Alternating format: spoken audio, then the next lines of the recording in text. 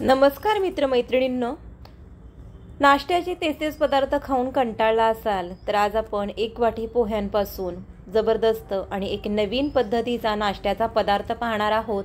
मुलांना डब्यात सुद्धा देण्यासाठी मस्त अशी रेसिपी आहे। दररोज कांदे पोहे खाण्याचा तुम्हाला कंटाळा आला असेल तर अवघ्या 10 मिनिटांमध्ये हा नाश्ता तुम्ही बनवून तयार करू शकता।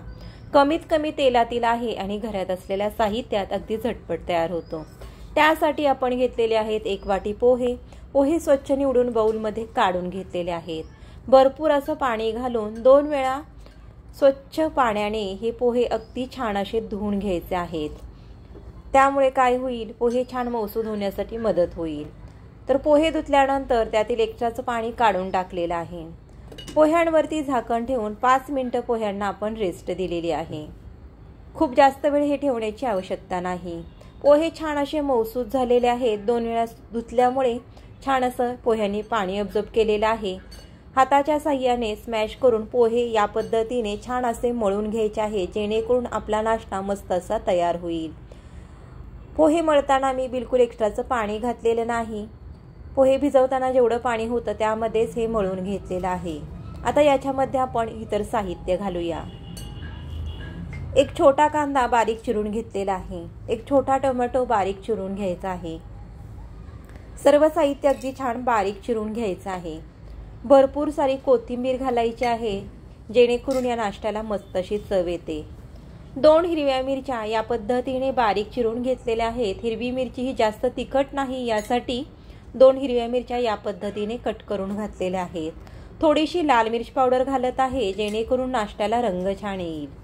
थोडीशी हळद घालूया।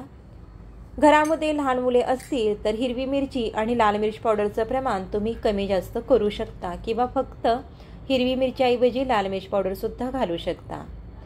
2 चमचे तांदळाचं पीठ घालत आहे, जेणेकरून हा नाश्ता आपला छान कुरकुरीत होण्यासाठी मदत होईल। 2 चमचे आता बेसन घालूया, जेणेकरून या पदार्थाला छान असं बाइंडिंग येईल। साहित्यांचं जे प्रमाण दिलेलं आहे ते अगदी व्यवस्थित घेऊन तुम्ही सुद्धा या पद्धतीने पोह्यांचा हा नाश्ता बनवून पहा। सर्वात शेवटी चवीप्रमाणे मीठ घालायचं आहे आणि सर्व साहित्य छान असे हाताने मळून घ्यायचं आहे। हे मळताना सुरुवातीला पाणी घालायचं नाही। पोह्यांचं, कांद्याचं, टोमॅटोचं जे मॉइश्चर आहे त्याच्यामध्ये सुरुवातीला पीठ मळायचं आहे। गरज वाटली तर नंतर आपण अगदी थोडंसं पाणी घालू शकतो, पण सुरुवातीला बिलकुल पाण्याचा मी या ठिकाणी वापर केलेला आहे।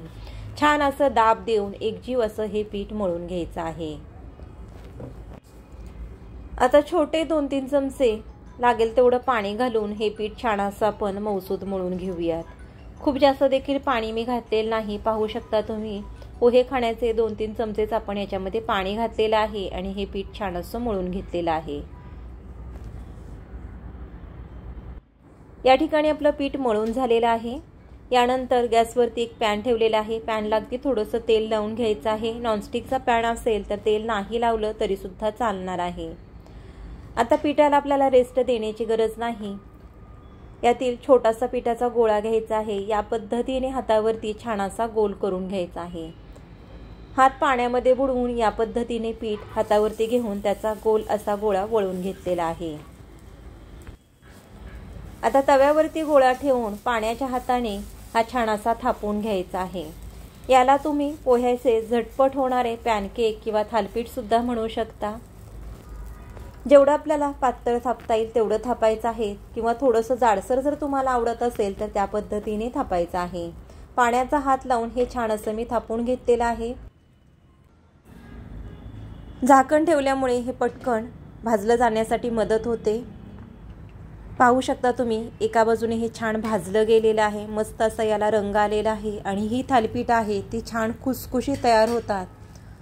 काही गडबडीच्या वेळेस मुलांना काहीतरी नवीन खायला द्यायचं असेल आणि तेही पौष्टिक, कमी तेलातील आणि झटपट तयार होणारं, तर अशा वेळेस तुम्ही हा झटपट तयार होणारा नाश्ता बनवून पहा।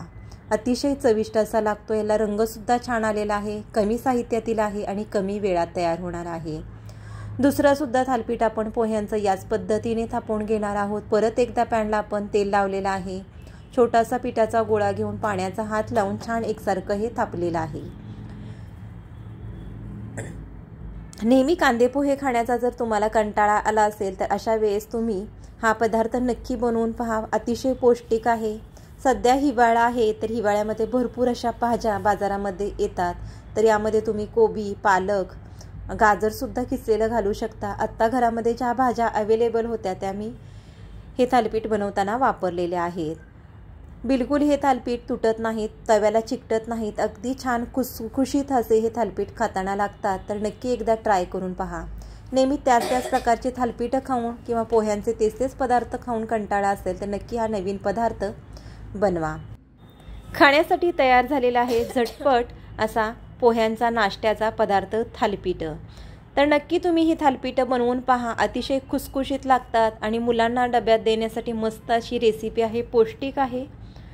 आजची रेसिपी तुम्हाला कशी वाटली कमेंट करून सांगा। आवडली असेल तर लाईक करा, शेअर करा आणि आपल्या चॅनलला सबस्क्राईब करा। आज वेळात वेळ काढून तुम्ही ही रेसिपी पाहिली त्यासाठी खूप खूप धन्यवाद। लवकरच भेटूया छान साध्या सोप्या आणि स्वादिष्ट रेसिपीसह। तोपर्यंत स्वस्त राहा, मस्त राहा, आनंदी राहा, असे छान छान पदार्थ खात राहा।